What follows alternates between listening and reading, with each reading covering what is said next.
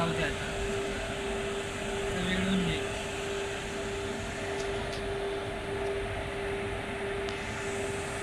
दोन्ही इंजन राहते ना भाई.